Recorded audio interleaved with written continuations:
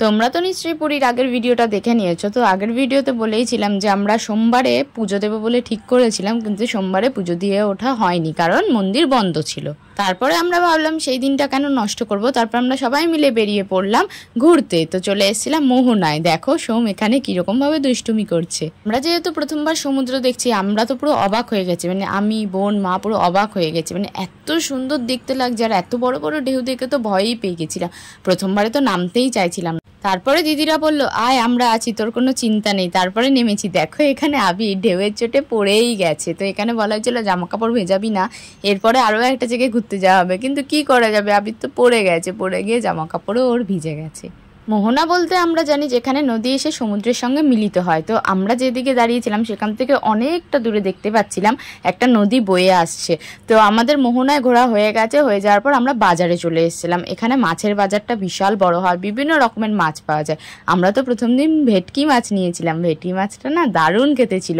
তো এখানে আলাদা করে কিনতে হয় এবং সেই মানে তারই লোক থাকে, তো তারা আলাদা করে কেটে দেয়, তাকে আবার আলাদা টাকা দিতে হয়।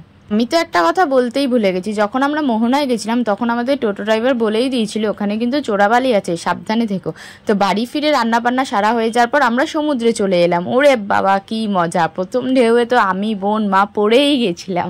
তারপরে তো ভীষণ মজা হয়েছে। দেখো আমরা এখানে বসে একটু রেস্ট নিলাম, জল খেলাম। এবার সমুদ্রে তো আর ফোন নিয়ে যাওয়া যায় না, তাই পাড়ে দাঁড়িয়েই ভিডিও করছিলাম। দেখো কত লোক, প্রথম দিনে যতটা লোক আমরা পেয়েছি পরের দিনে যেন তারও বেশি পেয়েছি। আর প্রথম দিন ঢেউটা অনেক কম ছিল, কিন্তু লাস্টের দিনে বিশাল বড় বড় ঢেউ ছিল। তারপরে আমাদের হয়ে যাওয়ার পর মানে স্নান হয়ে যাওয়ার পর আমরা ঘরে এসে খাবার দাবার সেরে তারপর ছাদে গিয়ে বসেছিলাম এবং সমুদ্রের ভিউটা নিচ্ছিলাম। মানে আমাদের ছাদ থেকে সমুদ্রটা পুরো স্পষ্ট দেখা যায়, আর কি দারুণ লাগছে দেখতে। ওই দেখো তোমাদেরকে সমুদ্রটাও দেখিয়ে নিচ্ছি, মানে আমাদের বাড়ি থেকে অনেকটা দূরেই, কিন্তু বেশ ওপরে উঠলে ছাদে উঠলে খুব সুন্দরভাবে আর স্পষ্টভাবে দেখা যায়। এরপরে আমরা বিকেলবেলায় রেডি হয়ে চলে গেলাম পুরীর উদ্দেশ্যে, মানে পুরীর জগন্নাথ দেখার উদ্দেশ্যে। কিন্তু বিকেলবেলা তো পুজো দেওয়া যাবে না, তাই জন্য আমরা একটু মন্দির দর্শনে চলে গেছিলাম। আমরা যখন পুরী গেছিলাম তখন ছিল লক্ষ্মী পুজো। এখানে যেরকম লক্ষ্মী পুজো একদিন ধরে হয়, ওখানে লক্ষ্মী পুজো 4-5 দিন ধরে হয় এবং ওখানে লক্ষ্মীর বাহন কিন্তু হাতি হয়।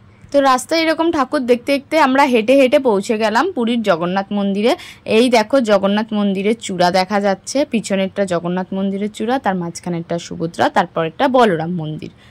এবং পুরীর মন্দিরের বাইরে এরকম অজস্র দোকান রয়েছে যেখানে বিভিন্ন রকমের জিনিস বিক্রি করছে এবং বাইরের দিকে খাবারেরও জিনিস বিক্রি হচ্ছে। তো আমরা জাস্ট মন্দিরটা দেখতে গেছিলাম এবং কতটা দূরে আমরা মন্দিরের থেকে থাকি সেটাও আমরা একটু বুঝতে গেছিলাম। তারপরে ওখানে গিয়ে ঘুরে টুরে আমরা আবার চলে এসেছিলাম বিচে। বিচে এসে আমরা ফুচকা খেলাম। বাবা রে বাবা কি ফুচকা, ফুচকা একদমই ভালো খেতে ছিল না। তারপরে এখানে প্রায় আমরা রাত 10টা অবধি সময় কাটিয়ে ফেরার পথে খাবার নিয়ে আমরা বাড়ি ফিরে এসেছি। আসলে কারোরই এনার্জি ছিল না রাতে রান্না করার জন্য, তাই জন্য ওখান থেকে কিনে আমরা বাড়ি ফিরেছি। আমাদের ভিডিওটা কেমন লাগলো অবশ্যই জানিও। বা